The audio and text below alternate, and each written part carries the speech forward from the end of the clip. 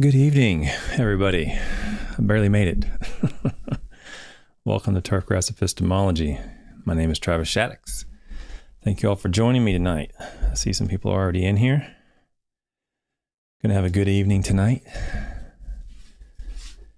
We are going to be talking about some thatch in a minute. Can thatch management come in a bottle? Yes, it can. Good night, everybody. Have a good evening. No, we're going to talk about it. We're going to talk about one of the papers about 15, 20 years ago came out, and it was it wasn't a pilot study, but it was sort of an expanded pilot study that led into other papers, which we're also going to talk about in the future. Before we get to that, though, we're going to talk about an article on CNN, talk about some correlation and causation, things like that. Have a little fun with it tonight. So I hope everybody's doing well. Super TA 329 and Jackson Budd, Jeremy Bosch, Gray Fox, a lot of familiar names. Chuck, Western Mass, Todd Lowe. Is that the Todd Lowe from Florida, or is that coincidental? So I see a lot of people here already. I have next week's Thanksgiving, but I'll let you know, I have on the hook an author who is going to make me extremely nervous if apparently he's going to come on the week after. I hope the week after Thanksgiving. But I don't do hardly any preparation for this show, as you probably can tell.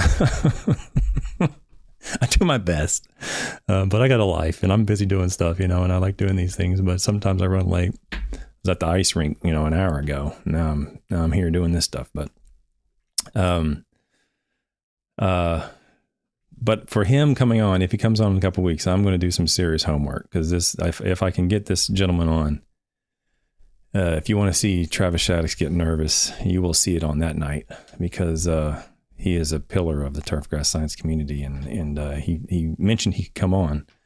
We're just trying to work out a date, so I'll leave it ambiguous for now, because there's always a chance he can't make it. But I'm keeping my fingers crossed that he can come on, because there are certain people in our industry, turfgrass science, when they talk, you just shut your mouth and listen, because you're going to learn something. And every second or minute they can give you to help you and to educate you, you better absorb it, because it's not going to be here forever.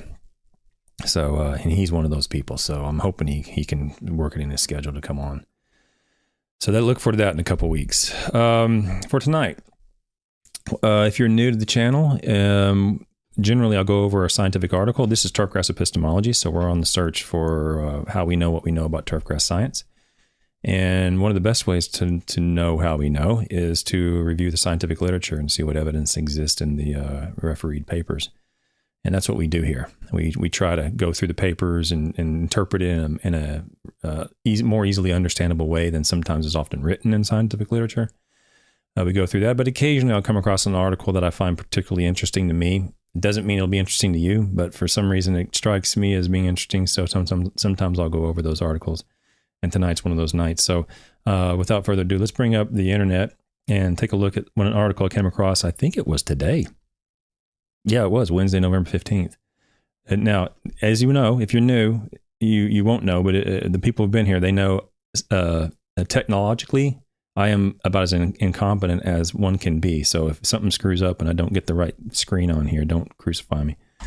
But there's an article today on CNN, and it's called Common Pesticides in Food Reducing Sperm Count Worldwide, study says. So, pesticides and its influence on human health, as you all know, I've been a human most of my entire life. And if it's influencing human well-being, I would like to know about it. So this topic came up, or I see this title come up, so I read the article. I'm going to read through it pretty quickly here, and then I'm going to use it as an example to explain a potential flaw in reasoning. So let's read through this real quick. Pesticides used in our home gardens and lawns are sprayed on food we eat and sprayed on foods we eat are contributing to a dramatic decline in sperm count among men worldwide, according to a new analysis of studies over the last 50 years. Over the course of 50 years, sperm concentration has fallen about 50% around the world, said senior study author Melissa Perry, dean of the college. Oh, so she is the dean. I looked her up. I didn't realize this article actually identified her as the dean, but I thought she was the dean of at George Mason University in Fairfax, Virginia, and she is. So it says it right here in the article. So she's the dean. What is not known is the culprit, Perry said. While there are likely many more contributing causes, our study demonstrates a strong association between two common insecticides, organophosphates and N-methylcarbamates, and the decline of sperm concentration. I don't know if I need to read through the whole thing necessarily, but it basically the article talks about these particular pesticides being used in agriculture as well as in the building industry. It's used in a variety of different ways. And it talks about, you can read through it. It's on CNN right now. But it basically talks about the exposure of humans to pesticides, even in minute quantities, and the relationship between that and a human health, potential human health issue. In this case, talking about male sperm counts and its a potential influence on fertility in men who want to have children. So I've already had my children. I'm done. But if my son is a male, and I want him to be able to do that, have children, and if he wants to do that, so this interests me. If it's true, I want to know about it, right? And this is epistemology. I want to know, how do they know? My curiosity is, okay, I'm reading this. I don't see anything in here. Nothing I'm going to gain from a periodical like CNN is going to convince me one way or the other. To me, I'm much more curious and I don't know, resistant to just instant information. They say this. Another doctor could come on and say something completely different. But they said it. It could be true. It could not be true. And I want to know about it. So I went to the article, which a lot of people may do. I suspect a lot of people won't do. But when you click on, it says a study published Wednesday on this link, a study published Wednesday in the Journal of Environmental Health Perspectives examined 25 studies around the world on the two chemicals and included 20 studies in the meta-analysis. Those studies looked at 42 different levels of impact among 1,774 men in 21 different study populations. Now, if you remember, the first guest I had was my wife, the dean or the research dean here at UK for the College of Dentistry. And we talked about the hierarchy of evidence, and we differentiated how to prioritize information. And on that podcast, you can go back and look at it. She talked about the meta-analysis studies. So, and whenever we're talking about evidence doesn't start until we publish something. Anything prior to that is the equivalent of opinion. So once we publish it, it goes into the body of evidence. And then above that comes in cohort studies and multi-location studies, longitudinal studies, and you keep going up the pyramid until you get to robust review analysis and meta-analysis of the data. So in this case, this article says clearly 20 studies in the meta-analysis.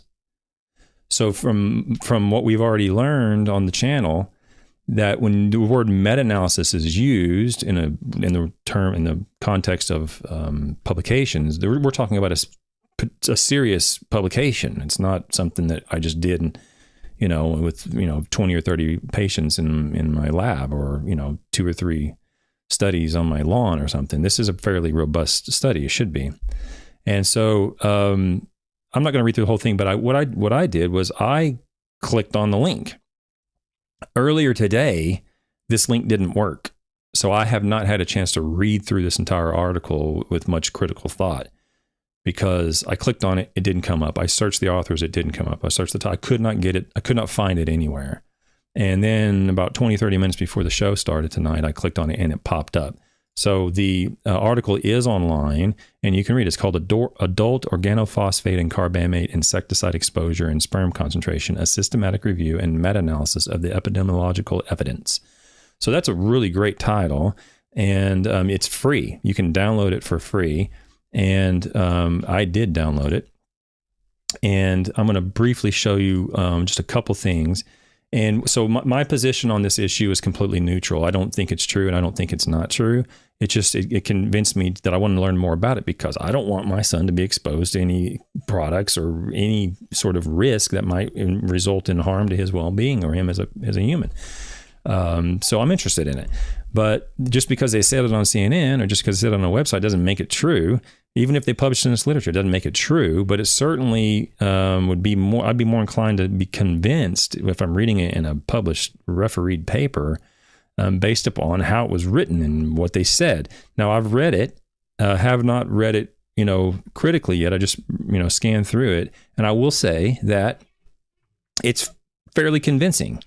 They did a pretty good job at explaining what they did and the weight of the evidence and the quality of the evidence, the quality of the papers they reviewed, their filtering out process of papers that did not meet their criteria for inclusion. They did a fairly good job of presenting the meta-analysis accurately from the best that I can tell. So I'm starting to lean a little bit towards, that might be accurate. There might be something here between the exposure to pesticides and this potential health problem in men. I'm not convinced by a long shot for me, but it certainly is, score one on the side of potential convincing of me. So it definitely, it's a good article is my point. It seems to be pretty solid.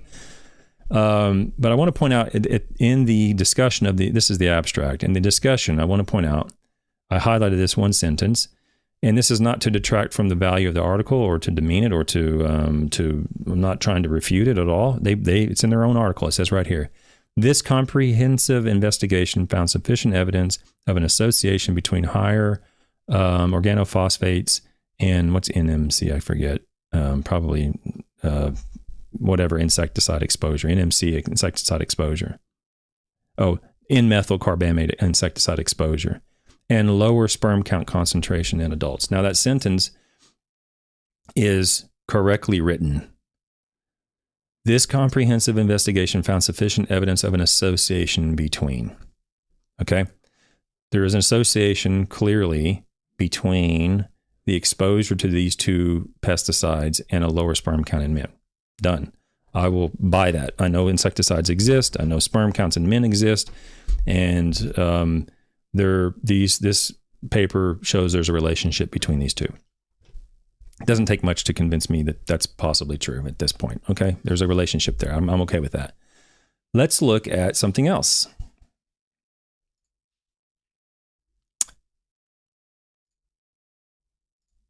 Now, there's an article that was published in 2014 on this periodical called Deaths by Swimming Pool Drowning versus Nicolas Cage Films and Other Spurious Correlations. So this article brings in various other correlations.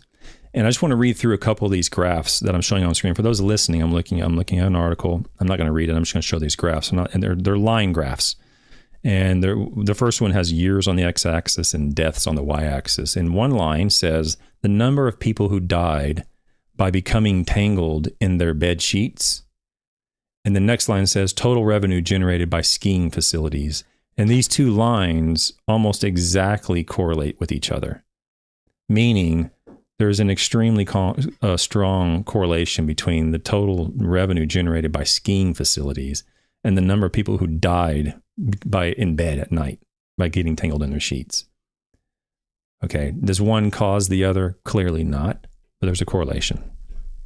Let's go look at the next one. This one is years on the x-axis again, and I don't know the y-axis, but it looks like money. And money on one y-axis and deaths on the other. The U.S. spending on science, space, and technology is one line, and the line's going up over the years. And the next line is suicides by hanging, strangulation, and suffocation. And they're literally almost identically correlated, meaning the correlation is probably 0.999 or something. So, and by these data, we shouldn't spend any money on science, space, and technology because there's a correlation between that and suicides by hanging, strangulation, and suffocation. Clearly, these two are unrelated, but there is a correlation. Okay. Let's go down to one of my favorite ones because I'm not a Nicolas Cage fan of his movies, but I am a fan of Nicolas Cage as a connoisseur of music. This one has deaths on the y-axis and years on the x-axis, and the one line says the number of people who drowned by falling into swimming pools over the years. And the next line is the number of films Nicolas Cage appeared in. And there's a very good correlation between these two. There's also a very good correlation between the times of the year that people eat ice cream and the times of the year that people die in drowning in swim pools. Is there a cause there? Clearly, there's no cause there. It just so happens that people tend to eat ice cream in the summertime, and people tend to go swim in swim pools in the summertime. Okay, so I'm saying all that just to say this. I'm not saying that this particular article on CNN is being dubious at all. I'm not saying, but I'm also not saying that pesticides cause infertility or low sperm count in men. I'm not saying that, and neither are the authors. The authors of the article aren't saying that either. They're saying there's a relationship. There's clearly a documented relationship, and you can go search this in the literature on the medical literature, and there you'll find dozens of, well, maybe not dozens, but you'll find many papers on that same topic of the relationship between pesticide exposures in either their career or however they were exposed to it over the years by eating or versus not eating foods that were grown under pesticide usage, and infertility or low sperm count or some other health related issue. You'll find those correlations. And there very well may be a cause related there. Maybe a source or a reason, there may be indeed pesticides are causing that. That might be true. But I wanted to point that out when we're reading things and we're seeing things in turfgrass literature, when you see a marketing sheet or you see, someone give a presentation or whatever the case might be, and it says, perfect example is our article that we did on water use in the golf course or nutrient use in the golf course. We had a correlation between people who take soil samples and people applying more nutrients. There's an association there, but on a podcast with, I think it was on the Grass Factor podcast last year sometime, I made it clear that we're not saying that soil sampling causes the application of more nutrients, although a case could be made that that's true.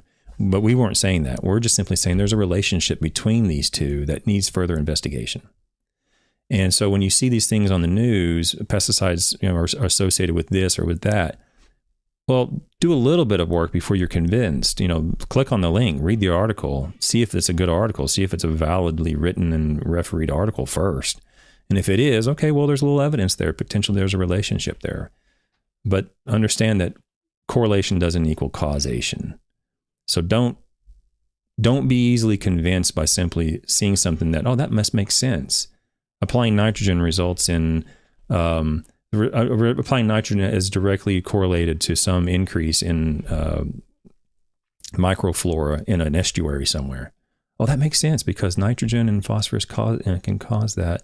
But it can, but just because there's a relationship there doesn't mean that that's the cause from turfgrass fertilizer, right? This is what's been going on in Florida for decades, where the elected officials and environmentalists want to make a relation, want to tie a connection between the application of nutrients to fertilizer and these increases in microflora and macroflora in our water bodies. Meanwhile, the evidence coming out now seems like it's actually pointing more towards septic systems, potentially being the source or the major source of these issues, right?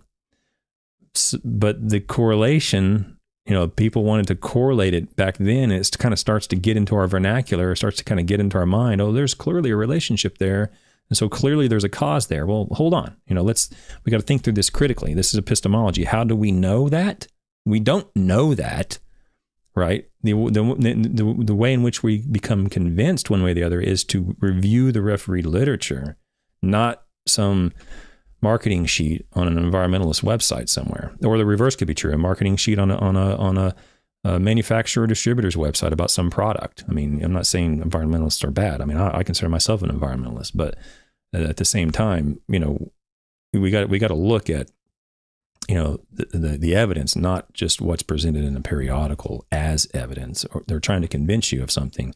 Don't be convinced until you see a little bit more evidence, and that comes from refereed papers in most cases. Okay? All right. That's it about that. Let's get into the article, because this article is an article on one of my least favorite topics, which is thatch. Oh man, somebody brought up Thatch a couple of months ago. What was it? I can't remember who it was. Who was it? Was it? I don't know if it was Turf Therapy or Cam. I can't remember who brought it up, but I was like, okay, I'll go over it. But man, I do not want to go over this Thatch stuff. It is so boring to me. But I'm doing it for you guys, okay? I know it's important to you. It's just that this doesn't really tickle my fancy. But we'll get through it. We still got several more weeks. Just to give you an idea, I'm only going to go over this paper and then one tomorrow, and I have 2 next week for Thanksgiving week. I'm going to be off on Wednesday and Thursday for Thanksgiving, and then I got 4 the following week. Okay, so that's 7 more papers, right, on Thatch, the one topic that I do not want to cover. Okay, but I'm doing it. Having said that, there's another 25 refereed papers in my Thatch folder on my computer. Okay, so there's somebody who was really dedicated to the Thatch. Maybe we can get them to come on as like a guest host for the week or something and just knock them all out, because I can't do them all. Okay, I could sit here and talk about nitrogen and phosphorus for 45 papers, but Thatch is not my best topic. So, but I'll get through it. So we got another 2 or 3 weeks. And we'll move on to another topic. On that note, before I get started on this article, on that note, I noticed I had a meeting today with. Oh, by the way, I had a meeting on a consultation that I do, and if you're interested in having a one-on-one with me, I always forget to mention this verbally because some people are listening, they're not watching. If you want to have a one-on-one consultation with me about your soil or your nutritional programs or whatever it might be in turfgrass, you can go to calendly.com/Travis Shaddix, and you can see my calendar. You can set up a time. Anything that I put on my calendar, it automatically blocks out that, so you won't see. It won't be available to you. So any time that you see on calendly.com/Travis Shaddix is a time that I'm available, and you can sign up and follow the instructions. And it'll automatically put it on my calendar, and we can meet and we can go over whatever program you want to go to. The reason I'm saying that is because the day I had one, and the gentleman was talking about, he was asking about fertilizer and so forth, and part of his fertilizer program was iron. And he's saying, well, do I need this iron in there? And I noticed on the Grass Factor episode, I don't know, they posted it today or yesterday, I can't remember. They were talking about iron. And so and that's one of my little areas that I enjoy talking about. So, so Matt, Ryan, and Ray today. I don't know when it was posted, but I noticed that today on their website on their podcast they were talking about it. So, and they talked about one of my articles that I wrote, and they did a good job of covering it. They covered it very, very accurately. So, thank you for doing that, guys. I don't think there's anybody watching me that doesn't watch them. But if you're watching this and you don't know who the Grass Factor is, you can check them out. They're on a couple days a week. You can go over and subscribe to their channel as well. They're a little bit more animated than I am, but who isn't really? So anyway, the next topic will be iron, because people are starting to think about next year's fertilizer blends and how they're going to make them up and blend them up. And in those blends, oftentimes, is a component of iron. And the evidence is extremely clear on this topic. It is very, very convincing evidence about what you should and should not do in relation to the inclusion or exclusion of certain iron sources in granular fertilizer versus foliar fertilizer. So we got another 2 or 3 weeks on Thatch. And then we're going to jump into iron, and I'll stay on iron until Christmas probably. So for 2 or 3 weeks, I'll be on iron. Okay. So look forward to that in a couple of weeks or so. All right. Now let's get into the article. The article today that I'm going to be going over is this one. It's called Use of Fungal Lacase to Facilitate Biodethatching, a New Approach. Now, if you're anywhere in the universe of turfgrass management, you've come across some sort of bugs in a jug product that claims to be able to control thatch. I've seen it for my entire career, basically 20, 25 years. Someone's got a bugs in a jug, or someone's got potassium humate, or someone's got something in a bottle somewhere that they claim will reduce thatch. In reality, there are actually 2 products that will do this. Okay. But when I say 2 products, I mean 2 active ingredients that have consistently over more than one location and more than one turf grass shown a beneficial impact on that either thatch development or just complete reduction of thatch altogether. Okay. This was published in 2012. Oh man, I hope I got the right paper. Did I get? Yeah, this is, hang on a second. Let me go back to me. I want to make sure that I get the right paper here, because I want to do these in order. This group out of Georgia, I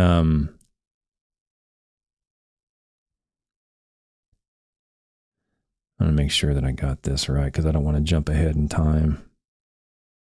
Yeah, okay, this is the right one. Okay, this group, this research team out of Georgia, Sidhu, I don't know how to pronounce the Chinese gentleman's name. I'm going to pronounce his last name as Huang. I don't know if that's right. I apologize if I'm butchering that name. And of course, Bob Carrow and Paul Raymer. If you don't know who Bob Carrow is and Paul Raymer, then you've been living under a rock somewhere. So, but if you don't know, those guys are about as knowledgeable and representative of pillars of this turfgrass science community as you're ever going to find. I mean, I think Bob's books, 2 of his books are on my shoulder, over my shoulder right here. So these guys are it's a strong team, and this team published at least 3 publications on thatch in this scenario, on this using this concept. But this was the first one that worked in the glass house. Now, if you've been on the channel before, you know that we generally in science won't go straight to the field, especially during discovery type research, because we don't really know what's going to happen. If we have no idea what's going to happen, we like to start in the lab or the greenhouse where we can control error and we can have more units. And then kind of once we kind of figure out what's going on, we can move it to the field with those rates and products that kind of we saw some effect. And then we can kind of see what happens in the field. That's what the 2 most current papers they published show. This is the first paper in the glass house. I'm going to go over all 3 papers, but this first paper in the glass house was really like, something's going on here. You know, we need to investigate this further. And so I wanted to go over this paper first. Okay, so here we go. This was published in HortScience in 2012. It's free, open access. You can go get this right now while I'm talking. It doesn't cost you a nickel. Okay, so as we go through here, you're going to see some whited out spots. That's just for me to, as you can tell, I meander through my verbs, my language sometimes, just to kind of keep me on focus so I can get through this in a reasonable time. It's not anything blocked off intentionally, just because it didn't think it was particularly crucial to the conversation tonight. All right, the formation of thatch and mat layers is one of the major problems in management of modern turfgrass golf greens.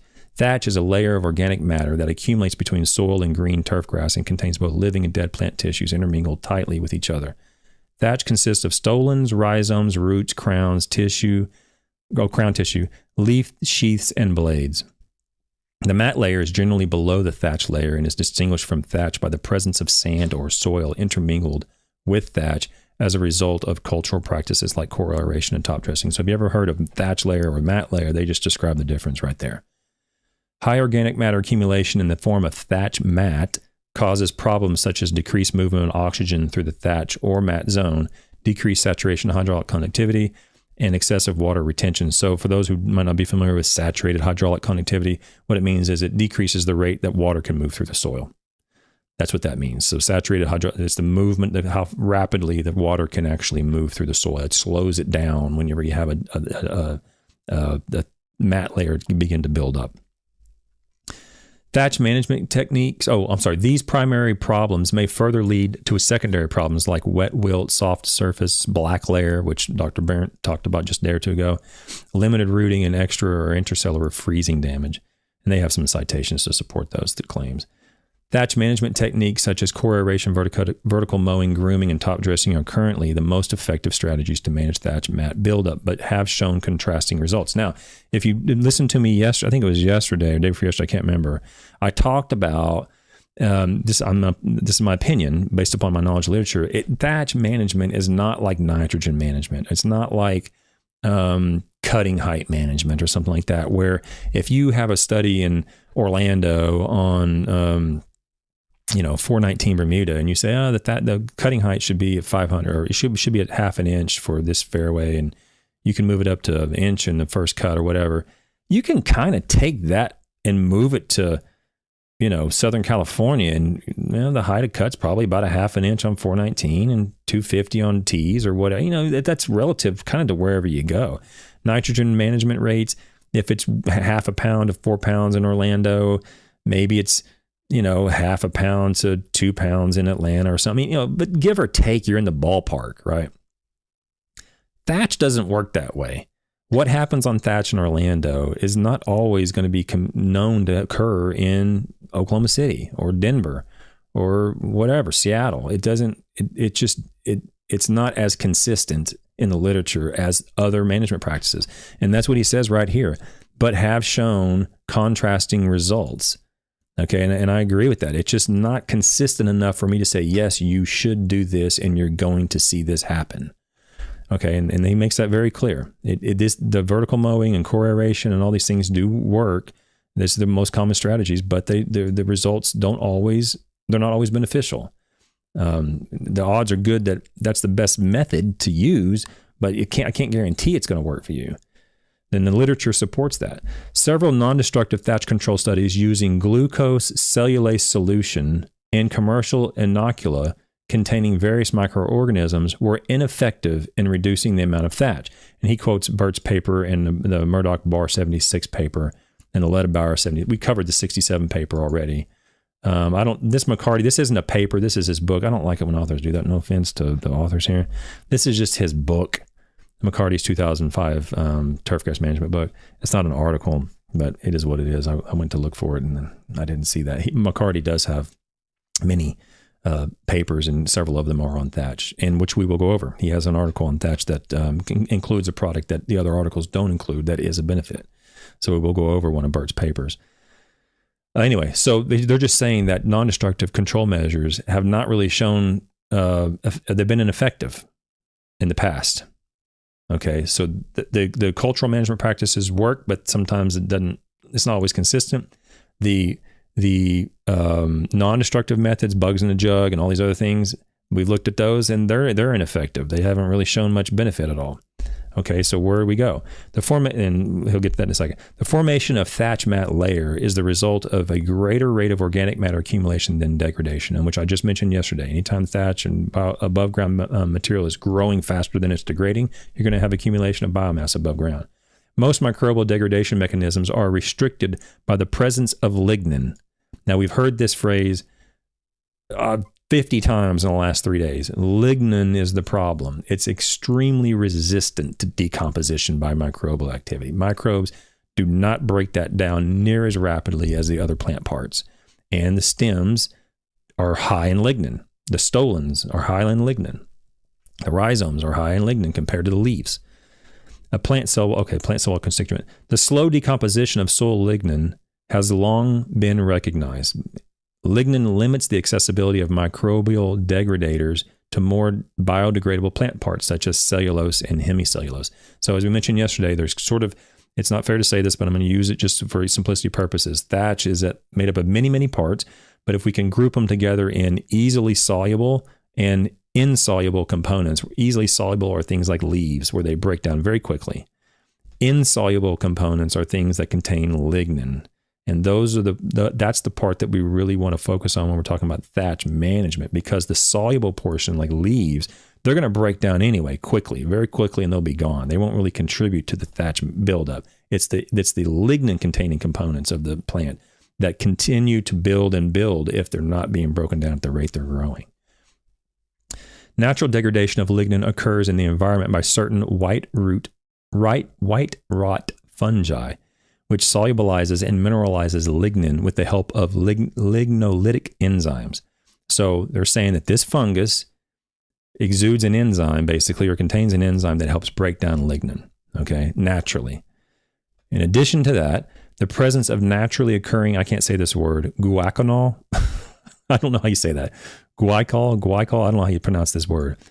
And synthetic hydroxybenzotriazole. I don't even know how to pronounce that word either. Sorry, I'm completely butchering that. But these two compounds in naturally occurring chemicals, known as mediators, have been shown to enhance the activity of lignolytic enzyme lacase. So we have lacase, which is contained inside in a white white rot fungi. And we have another naturally occurring compound that is a mediator that is supposedly intended to enhance the activity of lacase.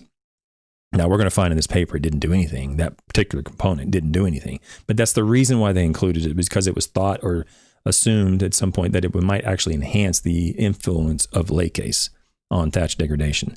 So his hypothesis is, we hypothesize that the use of lignin-degrading enzymes such as fungal lacase can effectively reduce the rate of thatch layer accumulation on golf greens. Now, if you want to know how to write a freaking hypothesis, write it like this, scientists. You don't write hypothesis that cannot be falsified. This hypothesis can be falsified. The hypothesis that the use of lignin-degrading enzymes such as fungal lacase can effectively reduce the rate of thatch layer accumulation. So I can imagine a way in which that can be falsified. I can put it out, I can measure the thatch degradation, and if it doesn't get reduced, that hypothesis is falsified. This is the way hypotheses should be written. Okay.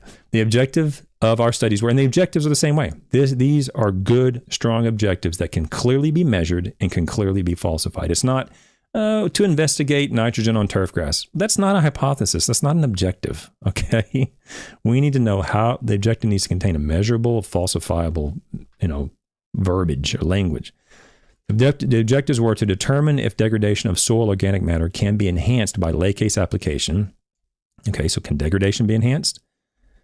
To determine if addition of guaiacol enhances lacase efficacy in organic matter. And to determine if application of lacase enzyme in guaiacol adversely affect turf quality. So they want to know, can these compounds influence the turf thatch? And if so, does it have a positive or negative influence on quality? Because I don't care. I can put out 40 different products right now that'll take care of that thatch in a month, but the grass will be dead. So it doesn't make any difference. So their point was, will it have a beneficial impact on thatch? And what will be the result on turf quality? Great. I love good research science teams. And this team, and I'm sorry, Sudeep, I think he was at, might still be at UF in North Florida. But I'm sorry, I don't know him that well. I don't know him at all. And I don't know this author at all. But these two guys, Bob Carrow and Bahal Raymer, are as good as you're going to get in the world of turf grass management. Not just the science that they put out, not just the students that they've put out, but just their demeanor, the quality of work that they do, their leadership in our turf grass science is virtually unsurpassed. Okay, very good team, and you would expect hypotheses and objectives just like this coming from a team that contains and includes researchers of their stature. So well done, the whole team. It's already a good start for me. And you all know I'm positive, I'm complimentary, but I've also been very vicious on some articles. As you probably know, some of the articles in the past I've ripped apart because they were horribly written. Sorry. This one is not one of those. Okay. So it's a well-written paper. A greenhouse experiment was conducted using Crenshaw creeping bent grass. That's what we're starting with, was Crenshaw creeping bent at the University of Georgia on the Griffin campus. Okay. 2008 to 2009. All pots were established in June 2008 and grown under management conducive to thatch development in a controlled environment greenhouse for about 4 months before initiation of treatments. So they grew it for about 4 months, and they really tried to increase the thatch development during that time. Okay. The 4 lacase activity levels were 0, so they have a non-treated control. This is going to be critical because you have to remember, they're in the greenhouse. They don't even know if lacase does anything yet. They don't know. No one's known at this point. There might have been hits and misses here and there, but at this point you have to understand their perspective. And I'm not going to try to read their mind, but if I was in their shoes, I can think, I don't even really know if this works. I might have done a brief little pilot study and saw something, but I'm not sure. So they have to use, they're going to say, okay, we're going to put this out. And let's say they put it out, like say Tylenol. I've used this example 100 times. Let's say, okay, well, I think Tylenol might get rid of my headache. But what if I just use a fraction of 0.1 nanograms of it? And you did that, and the whole study was on that. And you go, well, Tylenol doesn't do anything. It's horrible. Throw it away. Well, it's because you didn't use the right dosage. And in this case, they don't even know if it works. So they have to use these dosages, a rate study essentially, and they have to use rates that are well above what you would expect to see a response from. So they at least see something happen, and then they can back it down to a more calibrated level. So don't take these rates. I've said this before, don't take these rates in these studies and go, oh, they use 20.6 units per square centimeter, so that we should do. No. Oh, they use 15 pounds of nitrogen per thousand. No. Okay. We're trying to figure out rates, and that's what they're doing. They're trying to figure out rates. So they use a non-treated control, 0.2 and 2. I'm just going to use round numbers. 0.2, 2, and 20 units per square centimeter of guaiacol, of the Laccases. And then the guaiacol levels are 0 and 0.1 molar. Okay, so they used 4 levels of Laccases and 2 levels of the other compound that was intended to enhance the Laccase efficacy. The experimental design was a random, okay, I'm not going to go through that, 2 and 9 months, 40 millimeter solution of the different, okay, that I don't know why I highlighted that. That's sort of too much information, I think. Okay, the control plots were treated equivalent, okay, when they put these out, they put these out in liquids and aliquots, 40 milliliter solutions of different Laccase activity levels in 10 milliliters of guaiacol solution. Okay, so they put these on these pots in the greenhouse with water, in water. And then the control pots that didn't receive any of the product, they still put the same amount of distilled water on the pot. You might go, if I'm going to put this in 10 mils, I'm going to squirt a little bit of Laccase on this turf grass in 10 milliliter solutions. It's not a lot. I mean, it's like, the size of your thumb maybe in the volume. Why do I even need to bother putting that on the non-treated control pot? That's no big deal. It is a big deal. This is the way research is supposed to be done. Even on the non-treated pots, you still need to put the same amount of carrier volume of liquid that you used as carrier volume for the treatment. And that's particularly relevant when we get to the iron studies, because some iron is going to be in that water. And if you're going to use the water to put on the iron and you're not going to use the water on the control plot, then you could be unknowingly biasing your study. And this is another example why I do not recommend or condone people going out and doing their own research. Because if you don't know how to do it and you're not properly trained on how to do it right, you're going to be convinced on whatever you see happen, and whatever you see happen might have been skewed because you didn't know how to set up the study correctly. So that's the reason I highlighted this in red. I wanted to point this out as yet another example of a research team knowing what they're doing. And you might not if you're not properly trained on how to properly conduct research trials. Now, the last thing I want you to do is go out and do it wrong and then be more convinced that your findings are correct, because then it's even more difficult to change your mind back. Meanwhile, if you'd have done it correctly, the results might have been different. Okay, so just be mindful of that when you want to go out and do your own research. You got to be very careful to set it up correctly. Okay, the Laccase enzyme from this particular organism, I cannot say that word, white rot fungus, it's hard to say, was purchased from Sigma Aldrich. This is a company that sells chemicals for in the world of science. Okay, so they bought the Laccase from a well-established company that provides a very pure product. Measurements. Okay, effectiveness of treatments was determined by measuring organic matter, and then you're going to see OM, organic matter, for a depth of this. Organic layer thickness will be designated as OL. So when you see OL, it's organic layer thickness.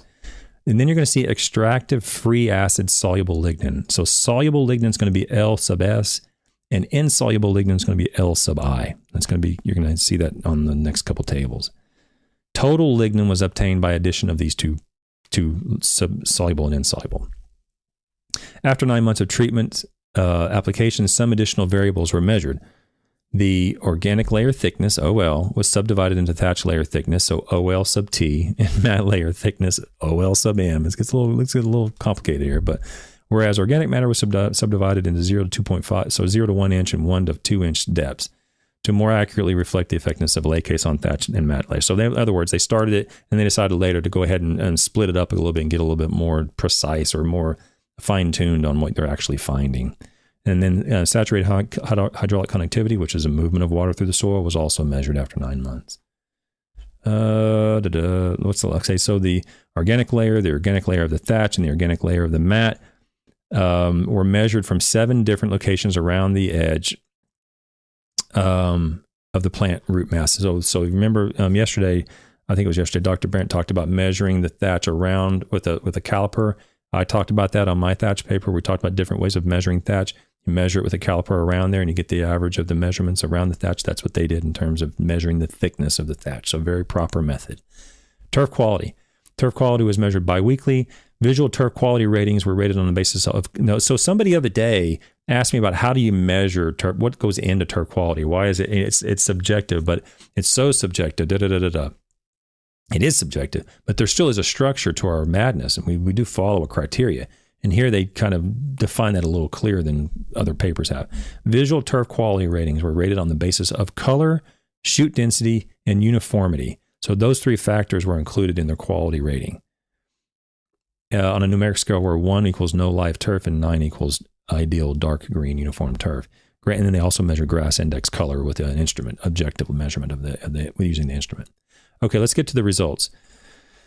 Okay, so real quick, so just back up. They have putting green grass in Georgia. They're applying a enzyme called Lacase with another component that is supposed to enhance the activity of Lacase. They're applying it at 4 different rates, and they want to measure the influence on thatch thickness, organic matter, turf quality.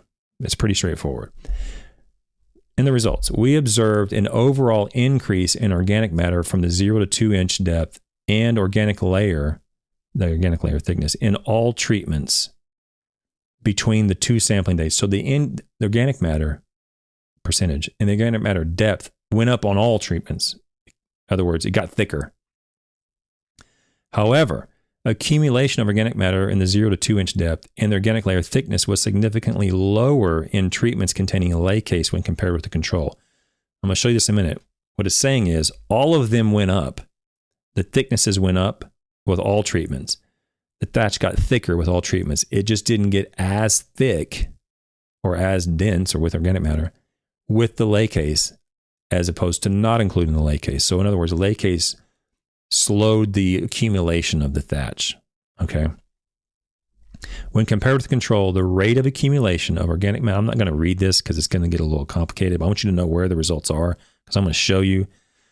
But the rate of accumulation of organic matter 0 to 2 inches was reduced from 15. I'm not even going to read that because it's going to get confusing. I'm going to show it to you in a table. Okay. I'm going to show you these results. I'm going to show you exactly what they're talking about here in the table. But if you want to know where to read it, it's in this paragraph.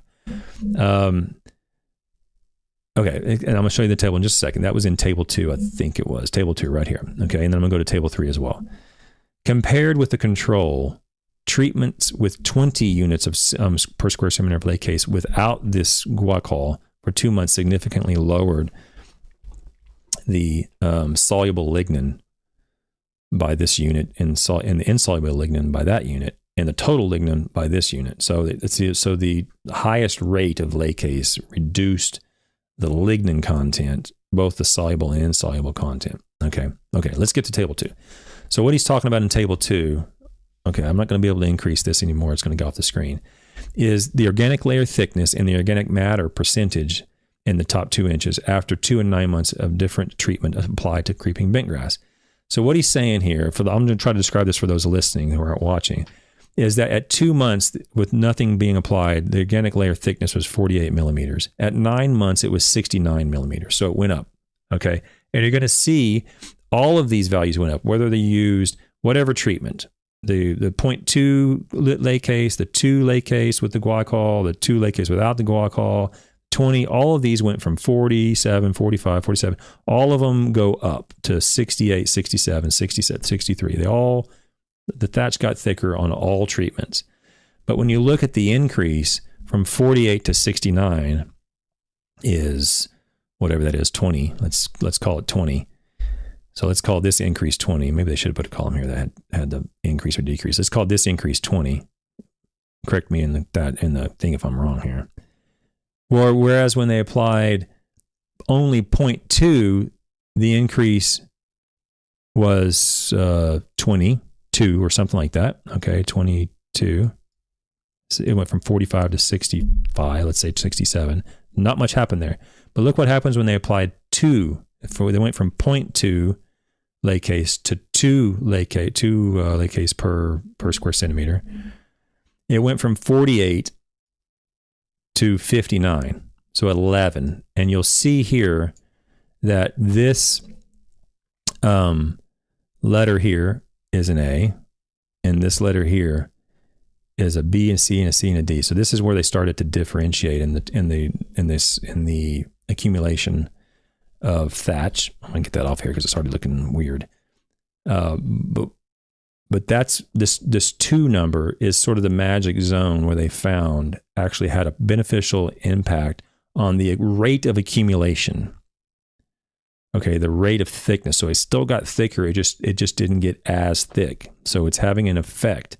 It's not going down. The thatch thickness it's not getting thinner. It's still growing. It's just not growing near at the same rate. At the 2, using this rate here, the 2, whatever that was, I can't remember the unit there. Okay.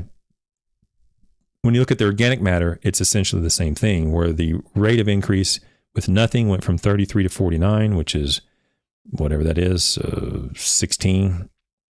And with the 2 units of Lacase, it went from 32 to 41, which is 9. So it went from 16 to 9, the rate of increase. So it reduced that quite a bit. Okay. Whereas you look at all these in the middle here, the rate of reduction wasn't much at all. It was when you got to that specific rate. Same thing with Tylenol. When you got to that particular dosage of Tylenol, that's when you saw the headache start to get declined. Anything less than that, it didn't have an effect. And that's the same thing here with the Lacase. So they found the rate, or at least they found a rate that resulted in a decrease or resulted in an effect. And that was this 2.06 per square centimeter of Lacase. Okay. So you'll still see an increase in thatch. It just won't be near as much. So let's look what happened with table 3, where you're talking about the lignin. Now with the lignin, it's a little bit, they talked about the 20 units. So it wasn't the 2 that showed a reduction in the rate of growth of thatch. It was the 20 that showed a reduction in the lignin content. So you still had to get the concentration or the amount on the ground much higher in order to get the effect on the lignin. Okay. And so you'll see that right here where you see the acid-soluble lignins. Well, you do see an influence right here with this one, but you do see just the 20 where you start to see the D's separate from the A's and the B's and the C's right here, okay? That's when you really start to see the reduction at the 2 months. And even here, this is clearer here. See these little A's from the non-treated to the 0.2 to the 2.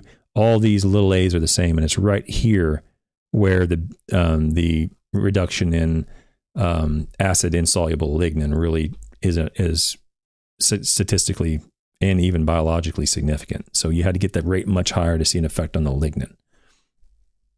And the same thing as occurs here, where you see A's and B's on the non-treated, on the total lignin at 2 months, it was A's and B's. And it wasn't until you got to the unit of 20 units per square centimeter where you saw it affect the total lignin content.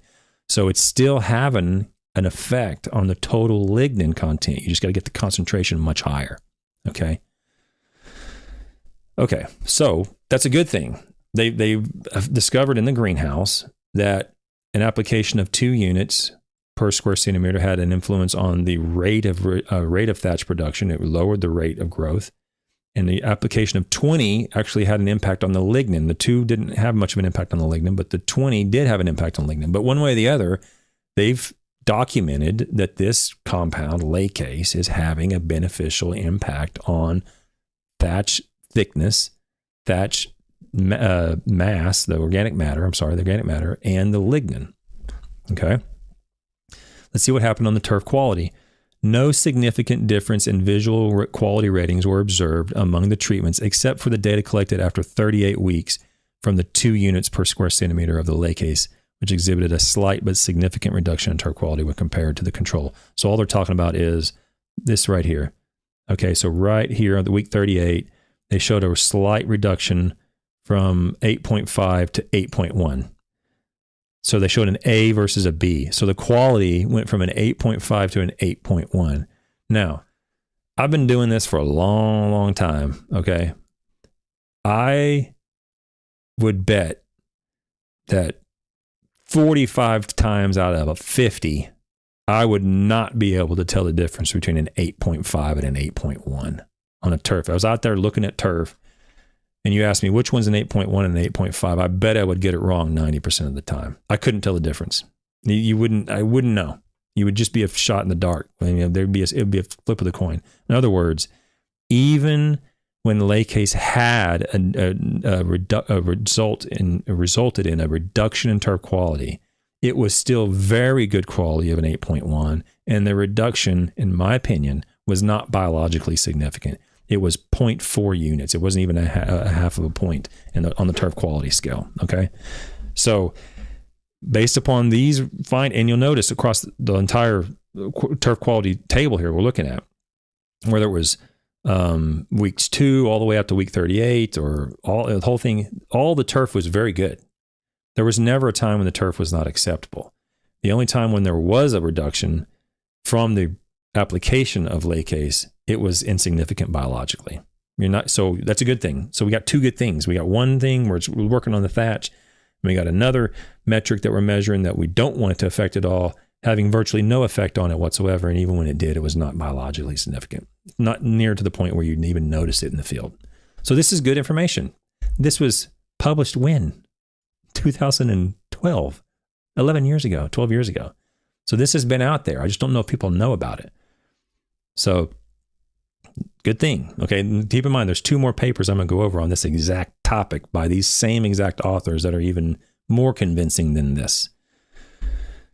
Figure 1, I just wanted to point out that on figure 1, we're talking about thatch, the organic layer thatch and the mat thickness, and they're talking about thickness on I'm looking at a figure here. I can zoom in on this, guys, if you haven't, it doesn't show up. The thatch thickness is very similar to what we talked about just there in the table, but we have the enzymatic treatments on the x-axis, and on the y-axis you have the thickness of the thatch. And we show the organic layer mat and the organic layer thatch, and nothing affected the mat. You'll see all these are A's.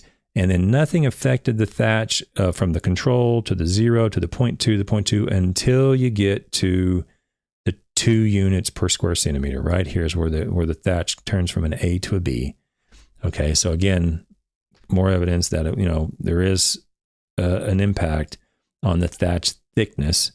This was the thickness of the thatch, but not on the mat per se, but on the thickness of the thatch. That 2 units per square centimeter seems to be having the impact that we're wanting to have. And the same thing happens on, I can't get it on the screen, I'll have to zoom this out.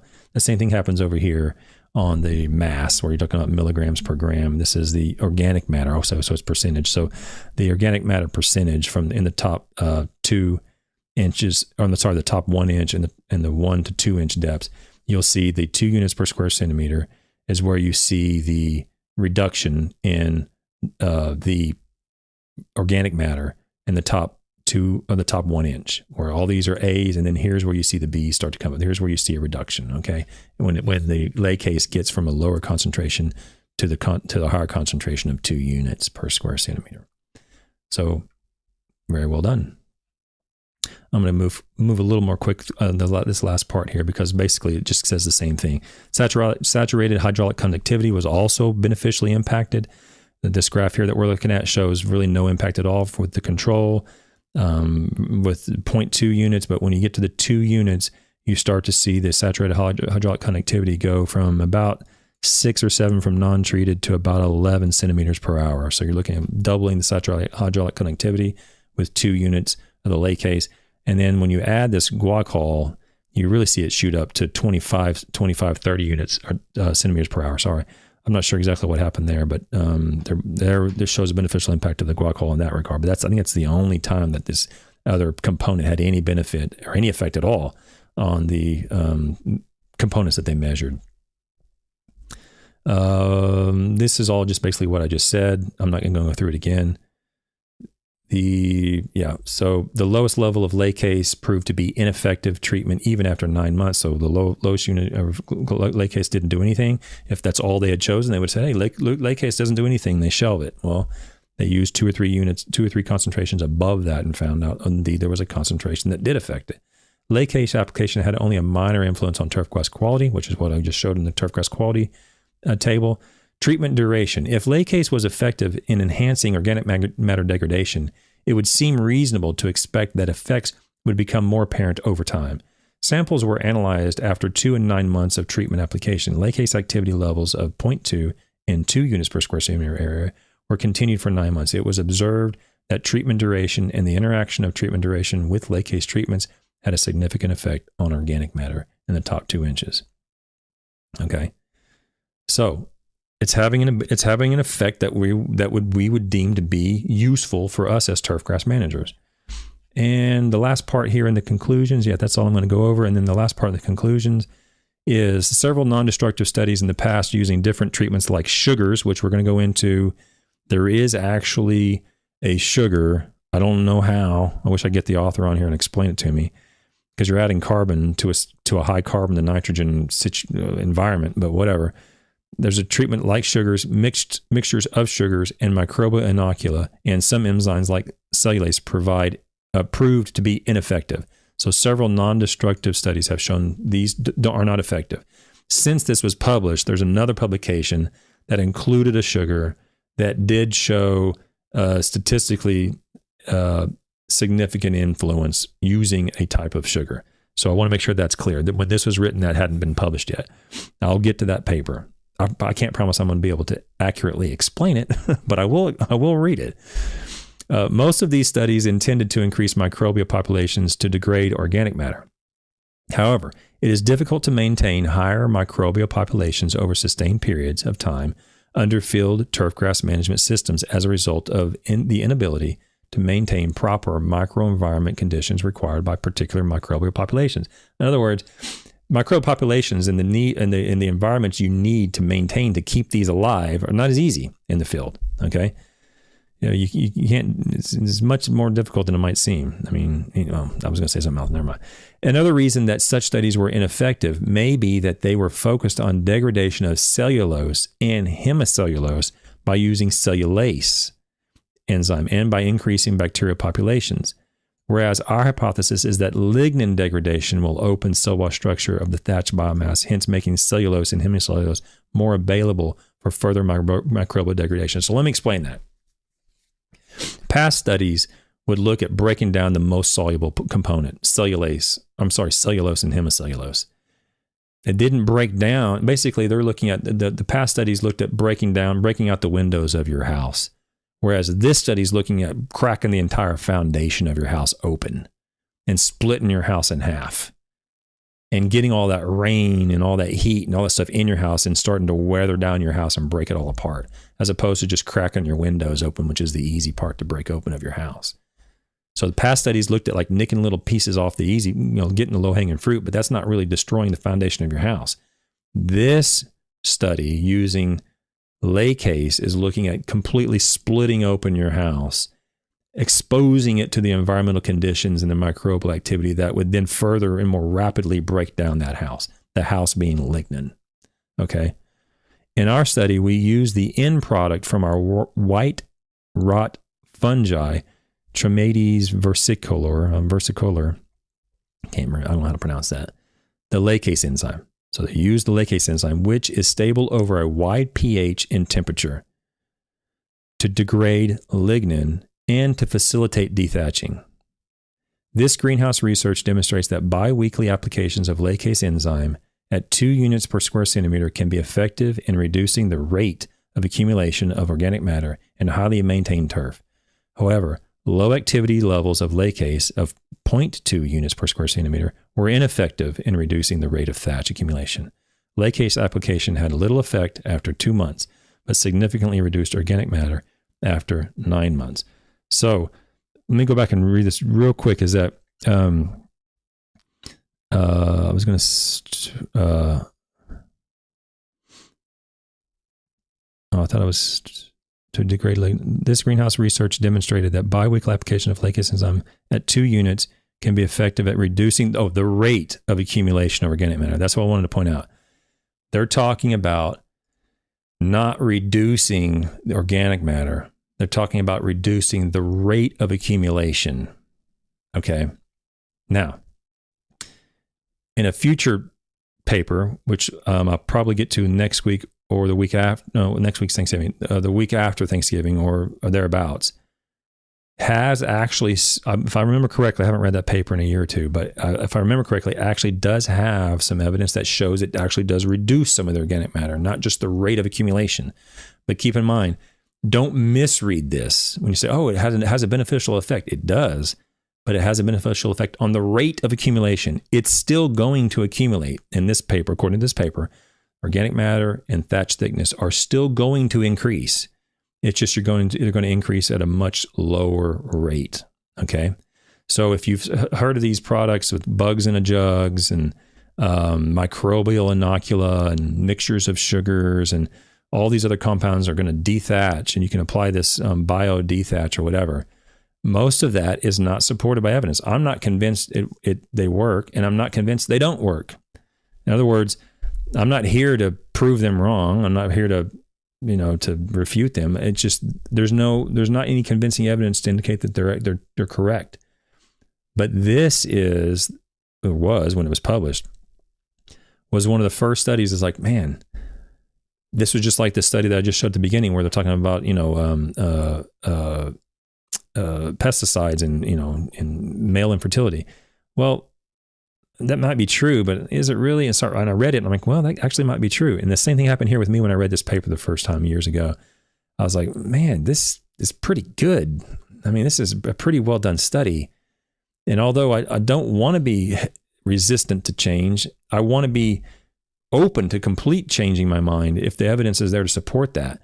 And this paper forced me to realize my flaw in my thinking, and that was I was resistant to this concept because it was so different from some of the other papers that have been published, where it's like, no, do this and do that, and and top dress, and this works, and nothing really works chemically.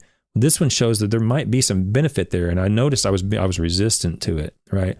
You shouldn't ever hold on to any scientific belief so strongly that you wouldn't happily give it up in the face of supporting evidence and convincing evidence. And I did not fall into that category. I was resistant. And over the time, they published more papers and published more papers. And this first paper, it hasn't really changed from this first paper. It's only been an accumulation of supporting evidence since then.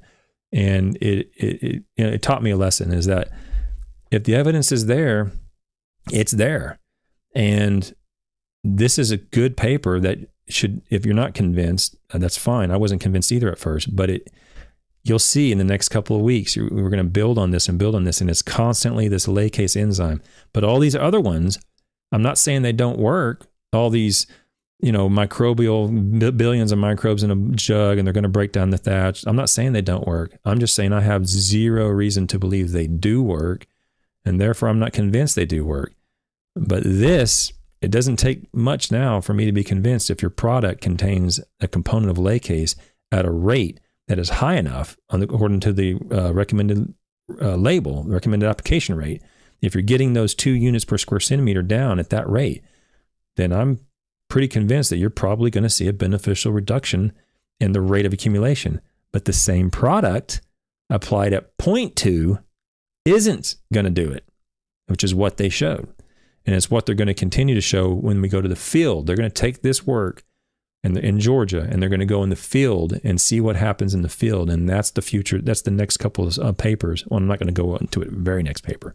But in the next couple of weeks, I'm going to cover those 2 papers that continue to build my confidence, and hopefully maybe build your confidence that this product might actually have some benefit and some value in turfgrass management when it comes to thatch control. Okay. Let me go to the chat real quick. Let's look.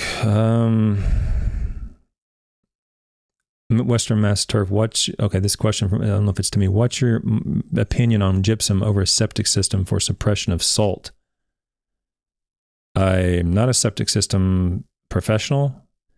I don't know what you would do to, I don't know why you'd want to apply gypsum to suppress salt. Gypsum is a salt. I'm not sure how that would I don't know how adding a salt would suppress a salt, but I don't know. I'm not a septic system person. I will say in the world of turfgrass management, gypsum is useful for basically two things, and that is remediation of sodic soils, and more recently in my world is the alleviation of sulfate deficiencies. It will have a beneficial, you'll see a beneficial response in turfgrass in locations where the turfgrass is unacceptable as a result of a reduction in sulfate. So those are two times when you could use gypsum in turfgrass, but I don't know about septic systems. Okay. Oh, Todd Lowe says, Bert McCarty. Well, if you can give Bert a call, maybe I can give him a call, see if he'll come on. I don't know. I would love to have Bert on. He could come on anytime he wants. I'd have to be prepared for him for sure. I mean, not that he would be, I mean, he's a very easy person to talk to, but he's much more knowledgeable on these issues than I am. Let's see. The last couple of comments. How many years, Western Master says, how many years, Dr. Shags? I bet you beat me. I'm at 17 years in the field. Oh, how many years I've been in the industry? It depends on when you start, when you count, when do you consider me to start? I was pushing a lawnmower up and down Broadway, Oklahoma, Broadway, 1921 North Broadway in Shawnee, Oklahoma. I was pushing a lawnmower up down that street when I was probably 8. So 1984. If you count that, then it's 39 years. But I'd push that lawnmower. That's the old days when you bag grass, and I'd put the trash can on the mower and put the gas can in the trash can, and I'd push it down the street, and I'd knock on a lady's door and just kind of mow your lawn for $5 or whatever it was, and they'd say no, and I'd push it down there, and I'd pack, and that's the way I did lawns for many years. And the only reason I did that was so I could get enough money to go snow skiing. And then I got hooked up with a guy from the church, and I started mowing lawns with him. His name was Jesse Deere. I mowed lawns with him, and then I mowed lawns with another guy named Delbert Toddy. I mowed lawns with him for ages and ages, for years when I was 10, 11, 12 years old. And then I maintained some grounds at Oklahoma Baptist University when I was in my teen years. But I don't know if you really count that as in the turf industry. And that was just when I was maintaining turf just to make some extra money. I don't know if you really count that as professional turf management. But yeah, I guess if you count that, then it'd be since 1984. But if you don't count that, I'd say since, as a professional, as an educator and a student of science, I'd say since 1997, something like that. That's when I got into the university level and really started studying it and learning it and, being professionally trained in the field of turf science and so forth. So depends on when you say go. Okay, tomorrow morning I'll be back in 12 hours. I'll do it for those of you who might be new to the show. I'm on Monday, Tuesday, and Thursday mornings at 10 a.m. and I'm on Wednesday nights at 9 p.m. for the most part, and that'll be the same case tomorrow morning. I do not have any unique music to play tonight as I close, but I will if that's of interest to anybody. I don't know if my musical taste is a little bit out there, so I don't know if that's annoying to you all or not. But I will just say this, thank you all for showing up. It really does mean a lot to me. I think we had 18, 19, 20 people here tonight. I'm still blown away at how kind you all are and that you want to sit here and spend an hour of your life and Wednesday evening listen to me go over these articles. I'm very humbled that you all would, spend some time of your life and include me in it. And hopefully you find this helpful to you all and you can find it to be even more efficient in what you do. So with that, guys, I will let you go. I'll be back in about 12 hours to go over some more Thatch stuff. We have Thatch for the next 6 or 7 papers, and then we'll move on to another topic. But until then, until tomorrow morning, thanks a bunch. I'll see you in about 12 hours.